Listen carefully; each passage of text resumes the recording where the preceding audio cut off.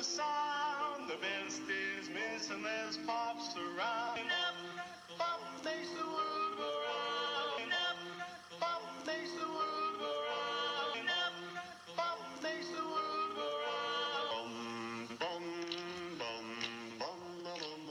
And now, introducing your host with the most, Mr. Greg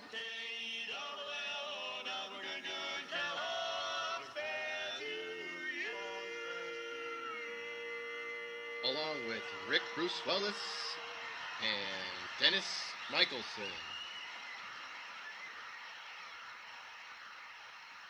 Now, let's get to the show.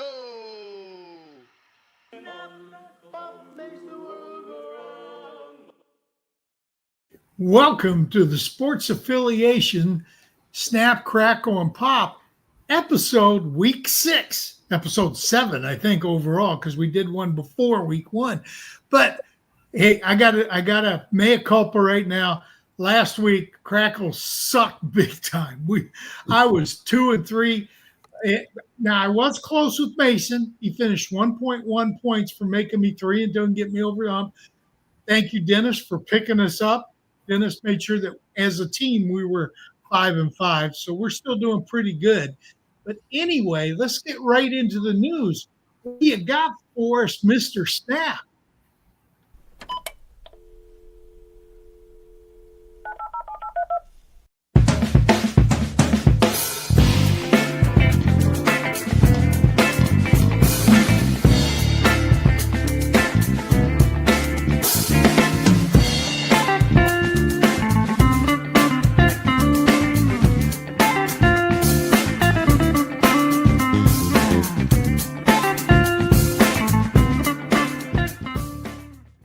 And that is where the thirsty checkdown comes in, Rick. We don't do segment dividers here. We just introduce. So just bring yourself up main screen.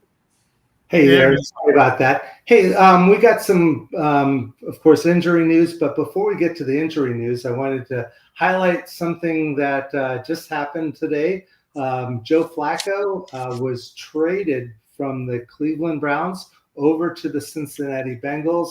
And it was for a minor couple swaps of some mid-late draft picks. But the important news is that the Bengals, who obviously were a little unhappy with Browning, who was throwing lots of interceptions over the last couple of weeks. So this will now be hopefully a way to get a bump up in the performance of Chase Higgins and Chase Brown, especially Chase Brown, since Flacco is a quarterback that tends to throw to his running back. So hopefully, Chase Brown owners will be able to see some improvement in his production.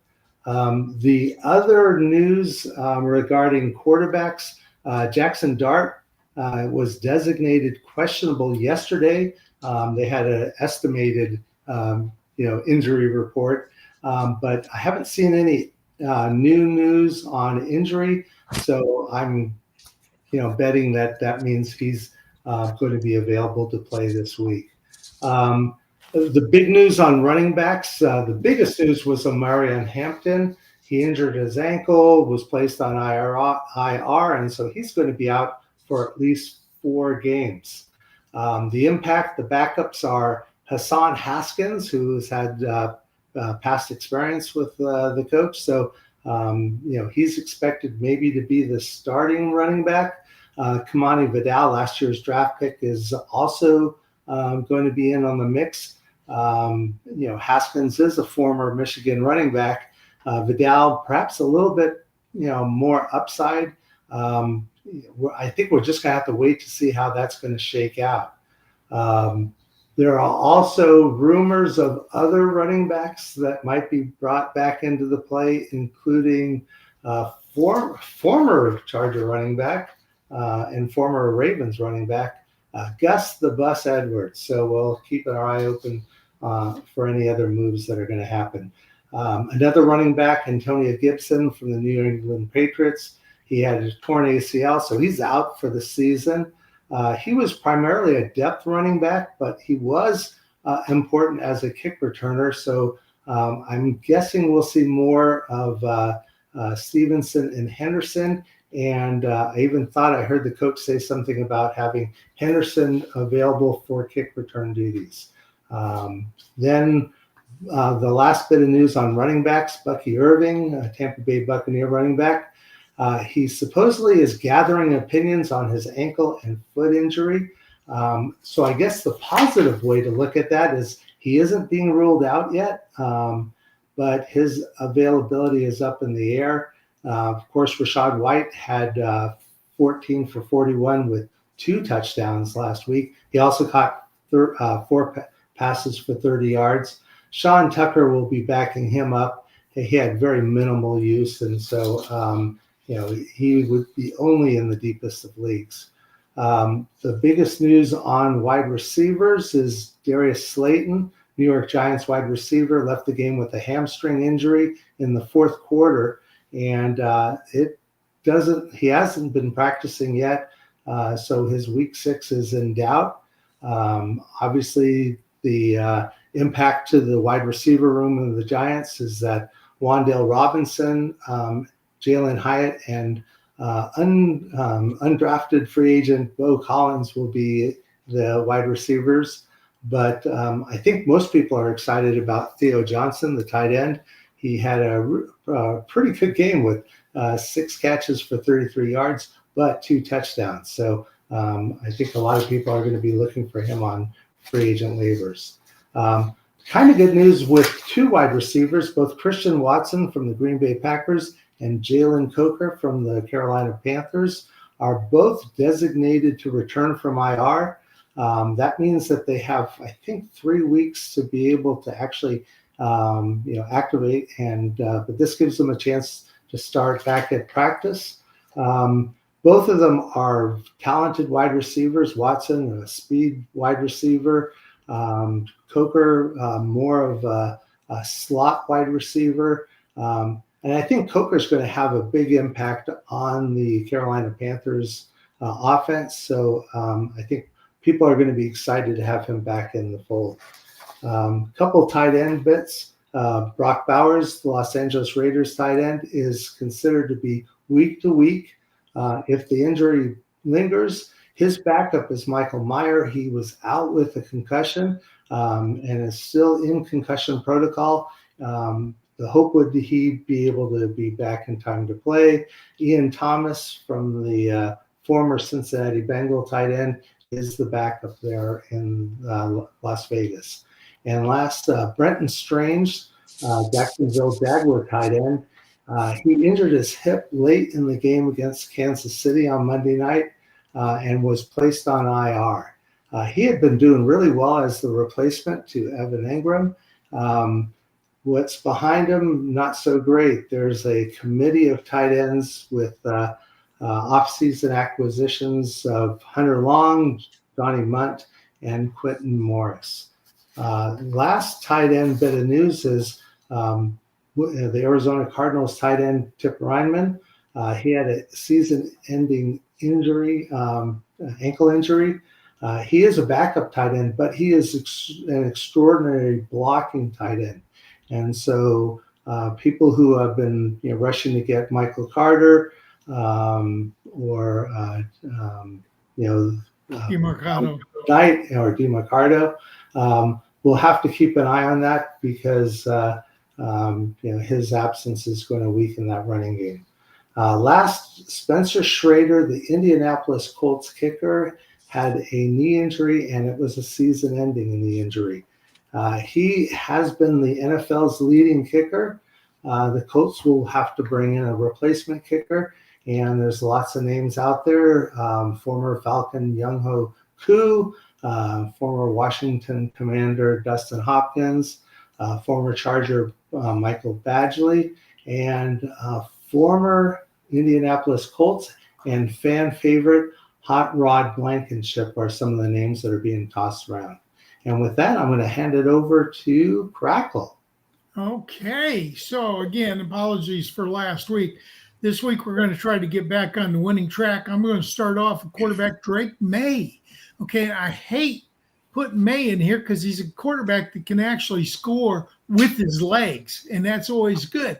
And the Saints really aren't, that tough against quarterbacks. But truthfully, none of the eligible quarterbacks this week look to have bad matchups. They're all facing what should be pretty good games. So of them, I think the one that's most likely to finish outside the top 12 is Drake May. So that's the way I'm going there. At running back, I'm going with Alvin Kamara. Now, Kamara, he's got a tough matchup. The New England Patriots front four is strong. You need to understand that. They're very, very strong. But what has him on my list isn't the matchup, because Kamara can catch the ball. We know that, right? But his carries have gone down each of the last 4 weeks. He started really low in week 1, then jumped up to, I think, 21 carries in week 2. And each week after that, they've dropped. So he was barely used last week, with the touches going down. Even though he does catch a ball, I'm just not interested in Alvin Kamara for this week. Now, wide receiver, I'm going with DK Metcalf. Okay, Metcalf is coming off facing a very good Cleveland defense. Now, Cleveland can be burnt through the air. So I'm making this with a bit of trepidation, just a little bit. But Metcalf's ranking is really right at 24. So of the top 24 most likely to drop out, it's DK Metcalf. And it wouldn't surprise me to see a little bit more of Roman Wilson in this game. I'm hearing that he may be the number 2 wide receiver this year due to injury to, is it Calvin Ridley, I think, is the other receiver. So I'm going to back off Metcalf this week. I don't think he'll get into the top 24. At tight end 11, this is a guy that's scoring a lot. A.J. Barner scored 2 touchdowns last week, and I think he's got 3 or 4 for the year. But the Jags defense that they're facing, they've only given up 20.8 fantasy points, PPR points, to tight ends. Now, that's 20.8 in 5 weeks. So I think that's a pretty tough matchup. That's reason enough for me to sit A.J. Barner.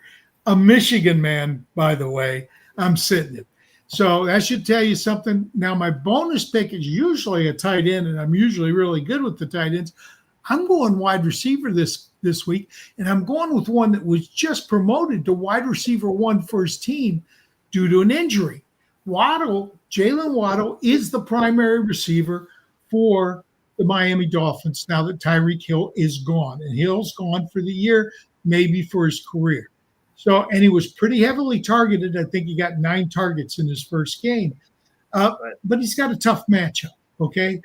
This week, they're facing the Chargers, and the Chargers have good DBs. They have good pass rush. I think they're going to roll coverage to Waddle. Who else do they really have in Miami? Achane and Waddle. And as far as I can see, that's pretty much it. So I'm sitting, though, if you have a league with 3 receivers or flexes, I'd probably start him, just not as one of my top 24, because I don't expect him to finish in the top 24 this week.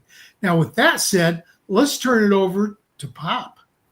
All righty, Crackle, thank you very much. And for Snap, while you were giving your whole dissertation, Michael Badgley has been signed as the kicker for the Indianapolis Colts. Hot off the press. They waited until you were talking to make that announcement. Is he going to be? Is he going? Oh, we don't do kickers, so he can't. We don't do kickers, but Michael Badgley will be, and I will be picking him up in several leagues because I was having the Indy kicker. But getting back to my picks, and yes, I had some good success last week.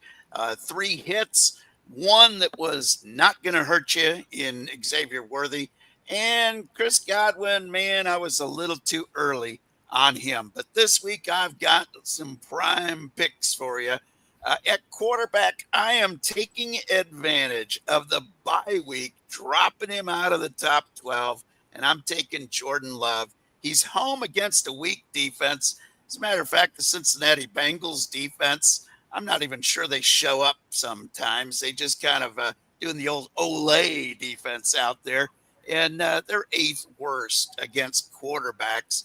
And last time we saw Jordan Love in action, he was QB6 in his last start.